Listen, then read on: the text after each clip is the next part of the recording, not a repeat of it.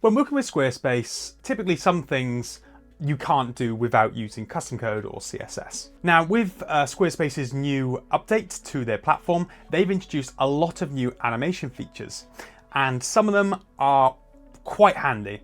I've been playing around with this, one of the moments that allows you to hover over it and it rises as if you're flicking through different books on a shelf.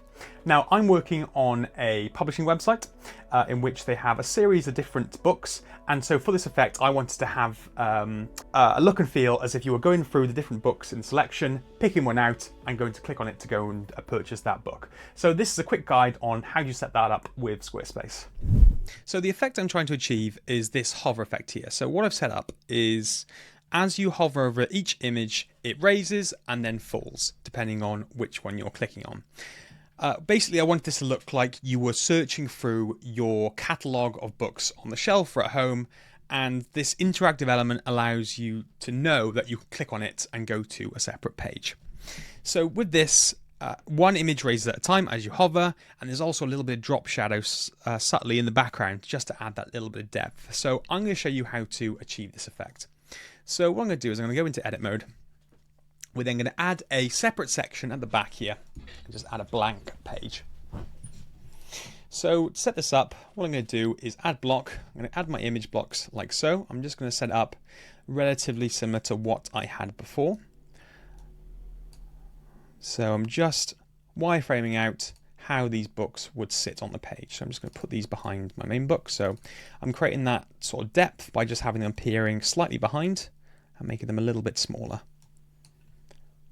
So you can do this with as many images as you want, but for the sake of this, I just thought a nice balance was the 5 images.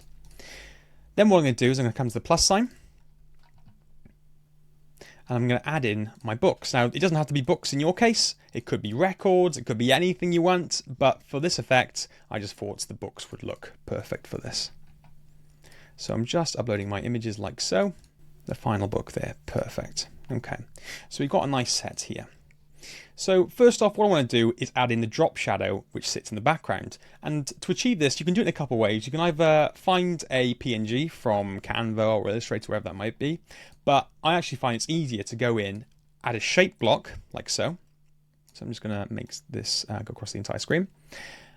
Make it black to make it look like a shadow.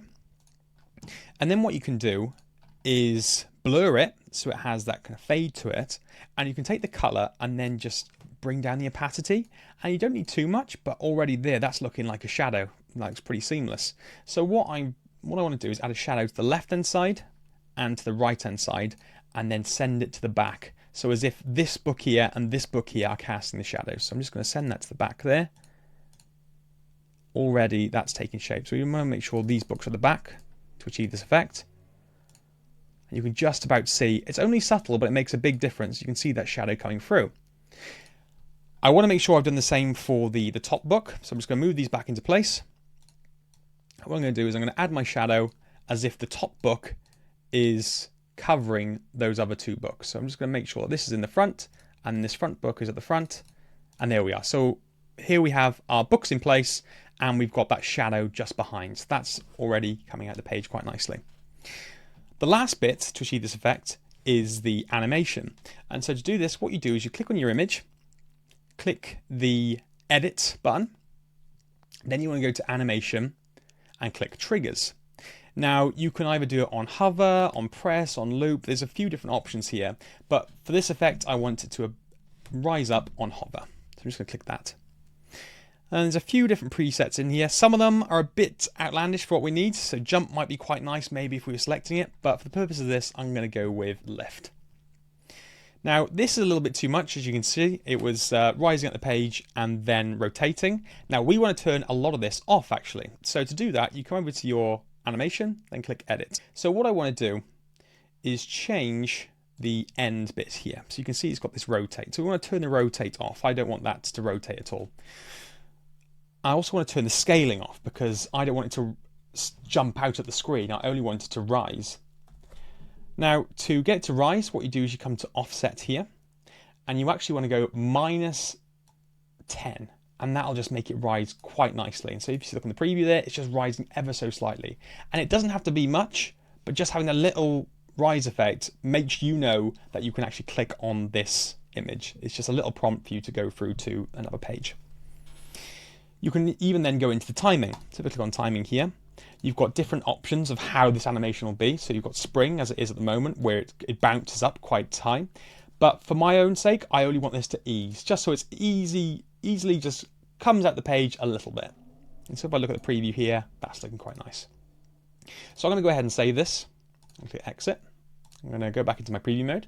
So as I hover this now, that is rising ever so slightly. It's telling me that I can click on that link, and that's looking quite nice. So to achieve it, as I've done below, what you need to do is apply those same exact image effects to each one. And as you scroll over each image, then it will rise ever so slightly. And that already is looking really sharp. Thank you for watching. If you're interested in achieving this effect in Squarespace, feel free to get in touch at pixelhaze.studio.